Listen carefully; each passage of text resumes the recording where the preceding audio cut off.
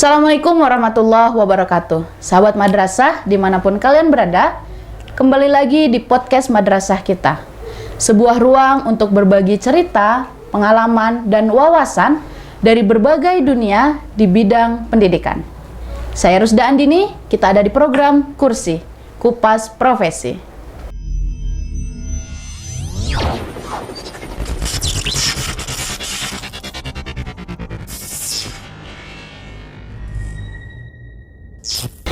Di setiap sekolah, peran humas seringkali kurang dikenal secara mendalam. Padahal, posisi ini sangat penting dalam menjaga citra dan membangun komunikasi yang efektif antar sekolah dengan masyarakat, sekolah dengan orang tua, dan pihak terkait lainnya. Hari ini, kita akan mengupas tuntas sebuah profesi yang mungkin jarang dibicarakan, tapi justru memiliki dampak yang besar bagi sekolah kita, yaitu profesi seorang wakil kepala bidang humas. Sebagai jembatan penghubung antara sekolah dengan masyarakat, wakil bidang humas ini tidak hanya bertugas menyampaikan informasi, tapi juga harus memastikan bahwa kabar yang tersampaikan ke masyarakat itu sesuai dengan visi dan misi sekolah kita.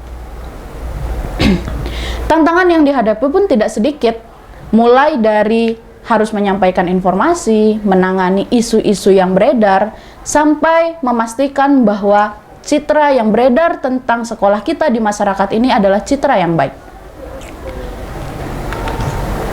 Untuk lebih memahami apa saja dan bagaimana tanggung jawab seorang wakil kepala bidang humas, saat ini telah hadir bersama saya wakil kepala bidang humas di sekolah kita, yaitu Madrasah Mandua Kota Padang Panjang. Mari kita sambut tamu kita hari ini, yaitu Ustadz Zulkifli, yang akan menceritakan berbagai banyak hal menarik kepada kita semua. Selamat datang, Ustadz. Selamat datang. Iya, terima kasih Ustadz sudah meluangkan waktunya bergabung di podcast kita hari ini. Terima kasih sama-sama. Iya, jadi sehat? Alhamdulillah. Alhamdulillah, iya. Sehat ya. Kabar Ustadz bagaimana, Ustadz? Alhamdulillah sehat. Alhamdulillah. Alhamdulillah, Harus selalu sehat, Ustadz, ya. Harus sehat terus, harus Iya. fit terus ya. Karena kita memang dituntut terus fit itu, Iya. terus sehat gitu. Ya. Oke, luar biasa. Ya. Jadi untuk awal ini, Ustadz, boleh Iya. Ustadz memperkenalkan bagaimana sepak terjang Ustadz di madrasah kita ini, mulai Iya. dari guru sampai akhirnya menjabat menjadi seorang wakil humas. Iya. Kemudian juga apa saja sih sebenarnya tugas humas itu? Ya, baik, terima kasih Dini. Jadi kalau bicara tentang tentang pengalaman mengajar ya, pengalaman mengajar di Mandua Padang Panjang ini, itu dimulai sejak tahun 98, Iya. pas di awal reformasi, Oh, di awal. sampai sekarang. Jadi ngajar di sini sudah 26 tahun, sampai sekarang. Jadi wakil humas ini juga sudah periode yang ketiga ini. Periode yang ketiga. Periode yang ketiga. Luar biasa, Ustadz. Awalnya jadi wakil humas itu dari tahun 2015 sampai 2019. Kemudian habis masa jabatan. Kemudian setelah itu dari tahun 2020-2021. Kemudian baru sambung 2023 sampai sekarang. 2003 Ya. sampai sekarang. Jadi tetap humas. Ya, ketiga-tiganya humas gitu. Dari 2015 sampai 2019 humas, wakil bidang humas. Kemudian 2020-2021 juga wakil bidang humas. Kemudian 2023 sampai sekarang, insya Allah sampai 2025 ya. Karena Ya, jabatan sampai wakil itu 2 tahun. Sudah 3 kali periode. Ya, itu juga di bidang humas. Jadi humas ini kan corongnya madrasah gitu ya. Ya. Corongnya madrasah. Kita menyampaikan informasi-informasi tentang madrasah ini ke masyarakat. Ya, ke masyarakat. Karena madrasah kita ini, ya orang perlu tahu gitu kan, tentang madrasah Mandua Padang Panjang ini orang harus tahu gitu. Apalagi ini dulu namanya kan bukan Mandua Padang Panjang. Dulu namanya Man Koto Baru. Oh ya, sebelum panjang lebar, bisa Ustadz sedikit menceritakan perjalanan sekolah kita yang dari awal berdiri, kalau tidak salah 1964 ya? Iya, 1964 ya. 1964. Namanya waktu itu masih PGA 4 tahun. Dari PGA, kemudian sekarang 2024 namanya menjadi Man 2 Kota Man Padang 2 Panjang. Kota Padang Panjang ya. Jadi madrasah kita ini memang sudah ada sejak tahun 60-an. 60-an. Dari tahun 1964 sampai 1967 itu namanya PGA 4 tahun. Itu masih swasta ya. PGA 4 tahun PGH 4 tahun ya, PGH 4 tahun. Jadi waktu itu masih swasta dan di bawah Yayasan Pendidikan Islam Koto Baru namanya. Kemudian dari tahun 67 itu sampai tahun 1979 itu berubah menjadi PGA 6 tahun. Nah, dari tahun 79 sampai dari tahun 79 itu berubah menjadi MAN 3 tahun dan MTSN 3 tahun. MAN 3 tahun dan MTSN 3 sampai 3 tahun. Sampai akhirnya 1987 itu berdiri MAPK di sini. MAPK. 1987 MAPK berdiri di sini. Jadi sekolah ini sudah cukup panjang ya, sudah cukup lama perjalanannya. Dan tentunya juga sudah melahirkan alumni yang banyak tentunya. Ya. Kira-kira begitu ini sejarah perjalanan sekolahnya gitu. Oke. Ya. Jadi dalam satu terakhir sekolah kita juga telah mencapai berbagai prestasi ya Ustadz yang membanggakan. Iya betul. Bisakah Ustadz berbagi beberapa pencapaian penting gitu yang telah diraih oleh tim Humas dan bagaimana upaya yang dilakukan oleh Ustadz dan tim? Iya. Ya, jadi dalam setahun terakhir kita memang melakukan gerak cepat ya. Karena Ustadz kan diangkat jadi wakil Humas itu November 2023. Iya, November 2023. Jadi sampai sekarang kan belum 1 tahun. Ya, itu sampai sekarang belum 1 tahun. Jadi kita setelah diangkat menjadi wakil Humas itu langsung melakukan terobosan-terobosan. Di antaranya adalah anak-anak kita ini kan kita tingkat MA ya gitu, tingkat madrasah aliyah gitu. Setelah tamat dari sini anak kita itu pasti akan melanjutkan ke perguruan tinggi. Maka perguruan tinggi adalah menjadi sasaran utama kita untuk menjalin kerjasama. Ya, betul. Ya, terutama sekali perguruan tinggi yang favorit ya, baik yang ada di Pulau Sumatera ataupun yang ada di Pulau Jawa. Di Pulau Jawa itu sudah ada beberapa kerjasama yang kita lakukan. Anak-anak kita ini ya itu kita harapkan mereka bisa masuk ke perguruan tinggi yang favorit itu. Kalau perguruan tinggi agama yang sudah kita lakukan, diantaranya adalah UIN Sunan Ampel Surabaya. Sunan Ampel Surabaya. Ya. Kemudian dengan UIN Wali Songo Semarang. Wali Songo Semarang. Kemudian dengan UIN Syarif Hidayatullah Jakarta. Jakarta. Kemudian juga kita jajaki kerjasama dengan UI Universitas Indonesia. Kemudian juga dengan Universitas Pajajaran.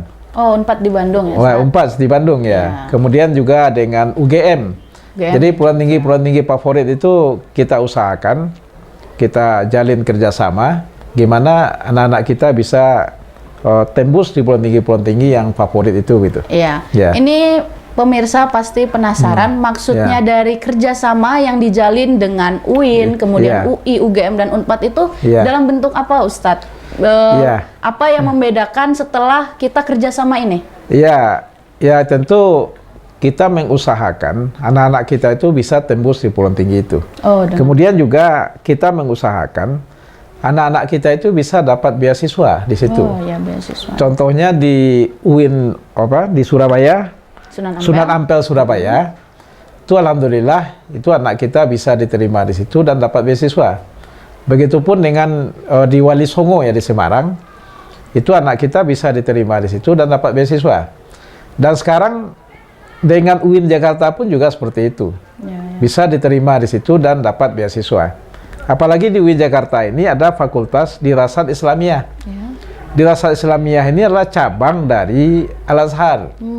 Jadi kalau Kairo terlalu jauh, Al-Azhar terlalu jauh di Kairo, mungkin ya anak-anak kita bisa belajar di Fakultas Dirasat Islamiyah Yang ada di UIN Jakarta, ya di UIN Jakarta.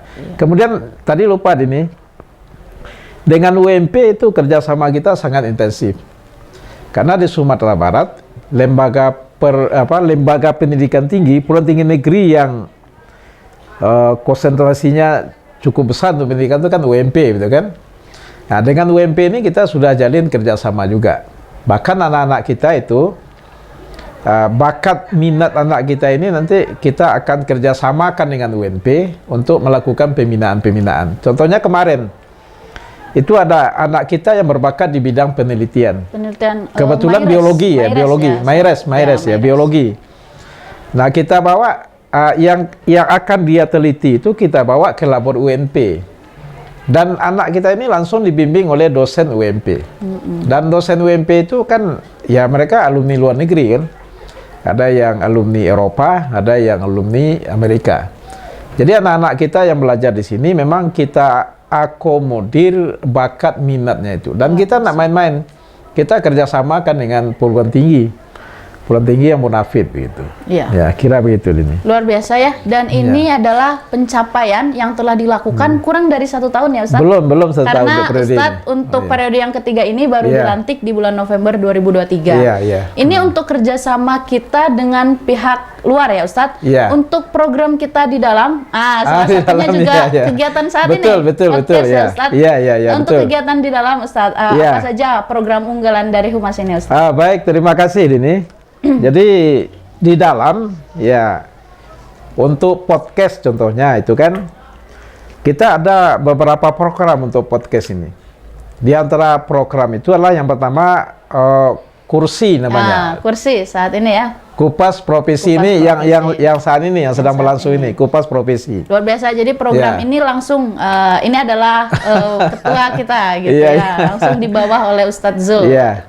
Jadi bagi guru-guru atau guru-guru yang punya inovasi dalam pembelajaran, itu kita libatkan dalam kegiatan ini. Karena inovasi guru itu kan perlu dibagi juga, begitu kan? Betul.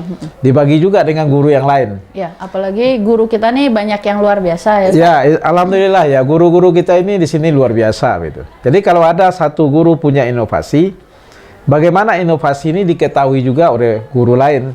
Dan ini melalui program Kupas Profesi ini. Ya. Kemudian bagi kepala, wakil kepala atau kepala tata usaha, kita juga minta jadi narasumber di sini. Di acara kursi ini. Di acara kursi ini. Jadi apa program-program mereka, apa langkah-langkah mereka ke depan. Nah, ini tentu perlu diketahui oleh semua orang gitu. Iya.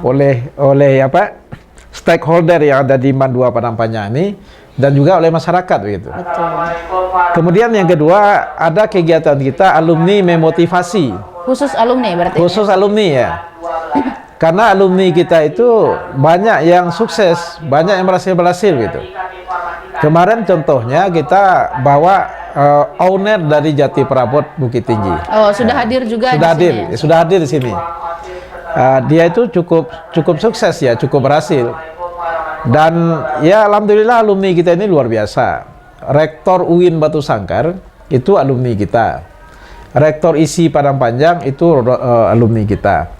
Kemudian di UNP Padang itu sangat banyak sekali alumni kita yang menjabat sebagai dekan, wakil rektor, pernah juga wakil rektor gitu kan. Guru besar itu banyak sekali. Kalau di UIN ya ada 3 UIN di Sumatera Barat itu. Ya. Ada di Padang, UIN Imam Bonjol, ada di Batu Sangkar, UIN Mahmud Yunus, kemudian ada di Bukit Tinggi, UIN Syekh Muhammad Jamil Jambe. Itu banyak sekali alumni kita di situ yang memegang peranan yang sangat penting begitu. Ya. Jadi kita nanti akan minta juga alumni ini untuk hadir di sini dalam podcast ini. Kemudian yang ketiga ada Siar Madrasah. Siar Madrasah itu kegiatan untuk menggali anak-anak yang berbakat ya, yang punya bakat minat, kemudian kita bawa ke sini podcast ini. Kemarin contohnya itu anak-anak yang juara dalam robotik ya tingkat Sumatera Barat itu di Manici itu ya. Kemudian yang keempat di podcast ini ada namanya Mankobar in Journey. Mankobar Ya, in Journey. ini kita minta nanti tokoh gitu kan. Oh, tokoh. Ada tokoh, mungkin tokoh itu dia pernah mengabdi di sini dulu, mungkin mantan kepala sekolah atau mantan siswa yang sudah menjadi tokoh. Kita meminta pandangan-pandangan mereka terhadap madrasah ini. Oke. Ya, gitu Dini. Ya. Jadi sudah kita dengar teman-teman semuanya, sobat madrasah, bagaimana pencapaian yang dilakukan oleh Humas dalam waktu kurang lebih 1 tahun. Ini luar biasa. Jadi setelah kita dengar berbagai pencapaian yang telah diraih, tentu sobat madrasah, saya juga gitu ingin tahu Ustadz gitu, rencana Ustadz kira-kira gebrakan apa yang akan Ustadz lakukan untuk 1 tahun ke depan gitu kan. Jadi program dan inisiatif utama yang direncanakan oleh Humas itu untuk tahun depan apa saja Ustadz, sehingga dapat meningkatkan citra dan reputasi sekolah kita. Terima kasih Dini. Kita kan mengangkat citra madrasah itu tidak hanya dengan bahasa, sekedar bahasa begitu kan. Artinya kita tidak mau membohongi masyarakat gitu. Betul. Artinya kita tentu yang akan kita sampaikan ke masyarakat itulah fakta yang terjadi. Betul. Jadi kalau kita hanya ngobrol madrasah kita ini baik, bagus. Mungkin nggak ada yang percaya gitu ya. Nggak percaya orang gitu. Jadi kita dengan fakta, dengan bukti konkret gitu. Ya. Jadi ya langkah-langkah ke depan yang jelas kita tentu akan memperkuat apa yang sudah kita lakukan saat ini. Dan ya perguruan tinggi favorit itu kan banyak ya di Indonesia itu. Kita akan lebih jalin lagi kerjasama yang lebih banyak lagi dengan perguruan tinggi yang lain, perguruan tinggi favorit itu. Apalagi di Jawa ya, anak-anak kita ini umumnya setiap tahun itu anak-anak kita ini pilihannya itu Jawa gitu. Pilihan itu Jawa, UI, kemudian Pajajaran, kemudian UPI, kemudian Brawijaya, kemudian UGM, kemudian ITS, ITB ya, kemudian UNAIR di Surabaya. Itu setiap tahun anak-anak kita itu pilihannya memang Jawa, karena memang Jawa itu ya favorit ya, bagus gitu ya. Ya, jadi banyak anak-anak kita yang berminat di situ. Dan seperti yang Ustaz sampaikan tadi, dengan banyaknya alumni kita yang berkarir di dunia pendidikan, di kampus-kampus, tentu ini harus menjadi sebuah kesempatan besar ya Ustaz, yang harus kita manfaatkan sehingga bisa terjalin kerjasama dengan perguruan-perguruan. Betul ya. Apalagi tes masuk perguruan tinggi itu kan apa namanya tuh? Kan bukan soal UTBK itu. Soalnya kan enggak sama ya dengan soal-soal yang ada di sekolah. Yang di sekolah itu kan dengan ujian-ujian harian itu kan enggak sama gitu. Kalau di sekolah kita bikin soal itu kan untuk menguji ketercapaian anak dalam proses pembelajaran. Kalau tes masuk perguruan tinggi itu soalnya kan lebih kepada penalaran gitu kan. Jadi kebetulan alumni kita ini kan banyak di perguruan tinggi. Jadi kita manfaatkan mereka itu untuk ya memberikan apalah begitu. Memberikan mungkin semacam pembinaan atau apa dalam menghadapi UTBK itu. Ya, dalam menghadapi UTBK itu. Jadi kita sangat mengharapkan anak-anak kita ini yang alumni sini itu mereka bisa tembus di perguruan tinggi yang mereka idam-idamkan. Ya, di jurusan yang mereka idam-idamkan gitu. Betul sekali. Ya, jadi ke depan ya kita perkuat program yang sudah ada sekarang. Kemudian juga di dalam kita perlu juga perkuat gitu ini. Artinya stakeholder yang ada di dalam itu juga harus kita perkuat. Ukhuwahnya, semangatnya, kebersamaannya itu perlu kita perkuat. Ke depan insya Allah kita akan melaksanakan kegiatan kita inapkan ini guru ini 1 malam di Ustaz? Insya Allah di BIMTEK atau kita cuma nginap-nginap? Insya Allah di alam panjang ya, masih dalam kegiatan BIMTEK itu. Masih dalam kegiatan. Ya, jadi enggak sekedar jalan-jalan ya. Tapi juga ada nilai tambahnya, ada ilmu yang bisa didapatkan oleh guru. Ini guru juga perlu kita motivasi mereka, kita dorong semangat mereka itu. Perlu guru itu kita bikin happy gitu. Sebab mereka ini kan akan menghadapi anak-anak yang banyak. Ya, betul. Anak-anak yang persoalan-persoalannya itu mungkin ya banyak persoalan yang harus dihadapi.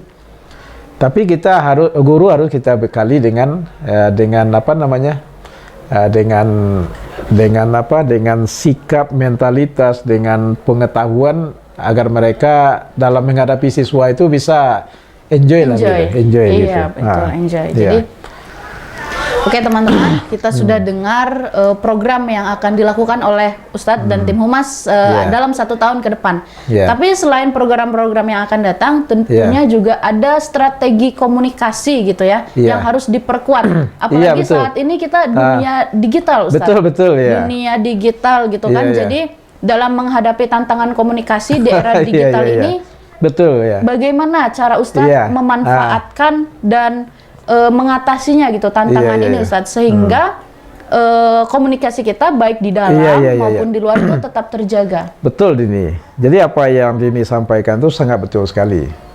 Karena ada orang bijak mengatakan bahwa siapa yang menguasai komunikasi, maka dialah yang akan menguasai dunia. Sepenting itu komunikasi. Jadi komunikasi penting. Sebab image orang, pemikiran orang itu bisa berubah dengan komunikasi itu.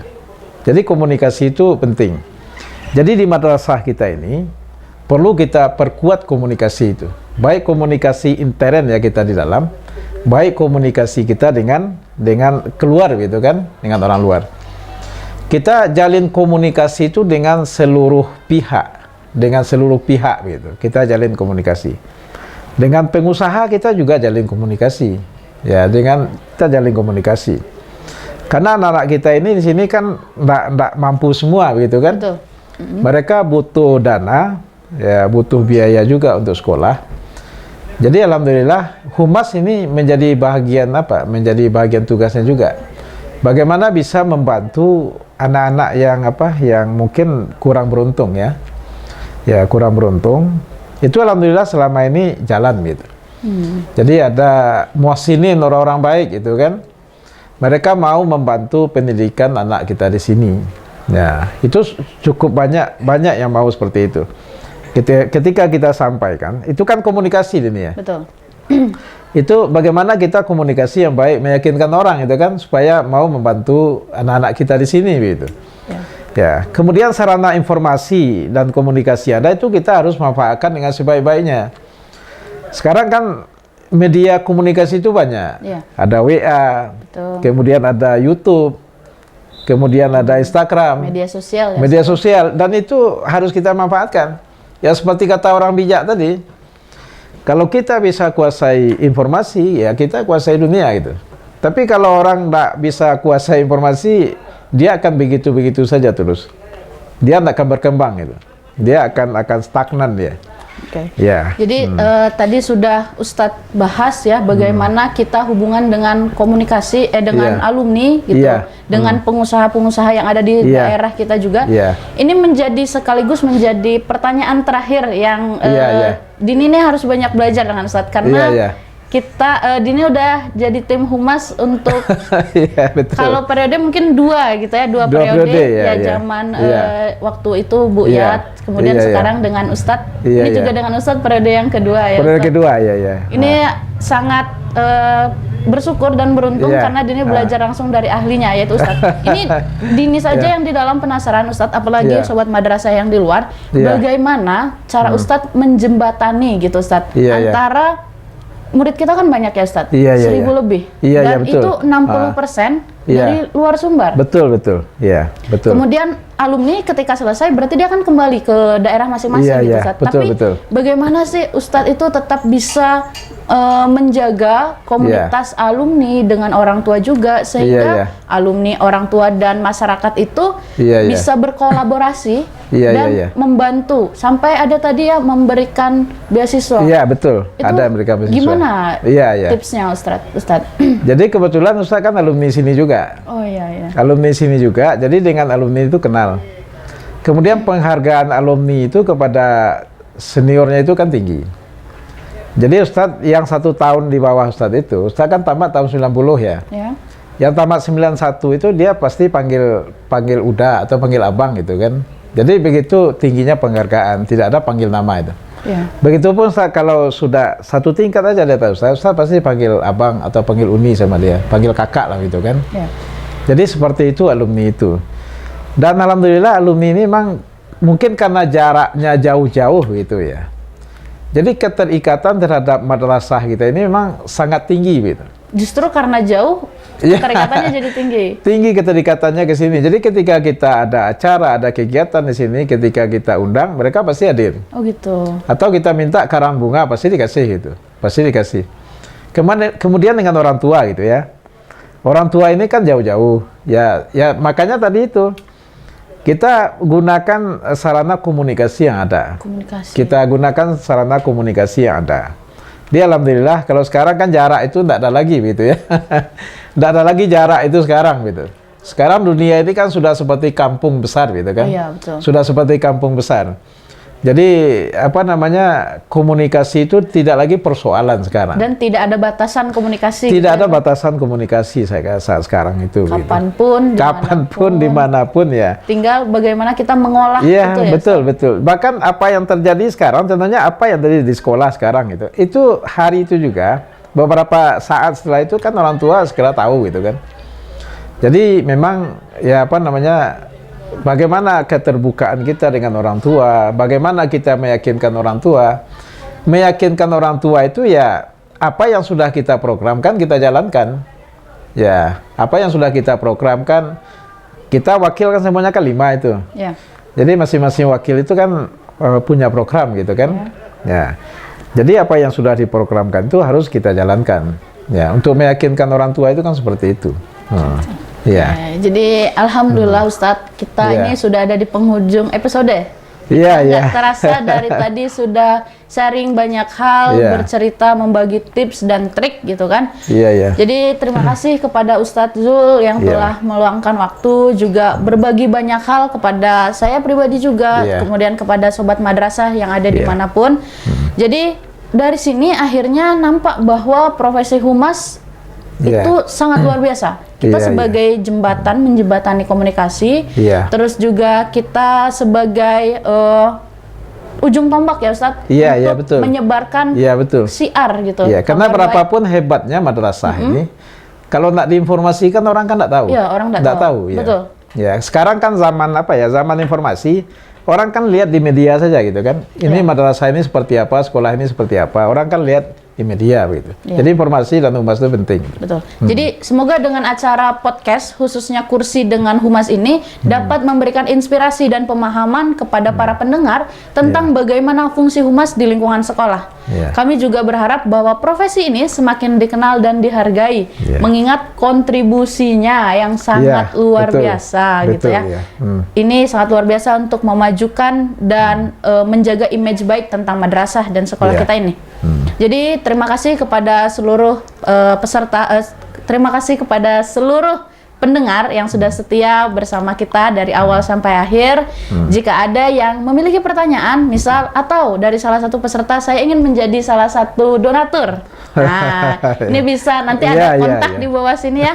Iya, iya. Saya tertarik setelah mendengar cerita dari Ustadz ini, Iya, ternyata iya. luar biasa. Saya ingin menjadi donatur, atau dari teman-teman ingin ada yang dibahas tentang podcast mendatang. Jadi Iya. kalau kayaknya menarik deh kalau membahas ini, silakan Iya. teman-teman komen di kolom komentar nanti, sehingga kita tahu apa yang akan kita bahas untuk selanjutnya dan bagaimana langkah-langkah supaya podcast ini semakin menarik ke depannya. Iya. Jadi terima kasih sekali lagi Ustadz. Sama-sama Dini. Kemudian untuk teman-teman sobat madrasah dimanapun kalian berada, jangan lupa untuk terus mendukung madrasah kita dengan berpartisipasi aktif gitu kan dalam berbagai kegiatan yang ada dan tetap menjalin komunikasi di antara kita. Sampai jumpa di episode berikutnya. Semoga kita semua selalu diberikan kesehatan, kelapangan dada, keikhlasan dalam menjaga komunikasi dan juga dalam menjalankan aktivitas kita. Saya Rusda Adini dan segenap kru yang bertugas undur diri. Saya akhiri. Wassalamualaikum warahmatullahi wabarakatuh. Waalaikumsalam warahmatullahi wabarakatuh. Mantap nih.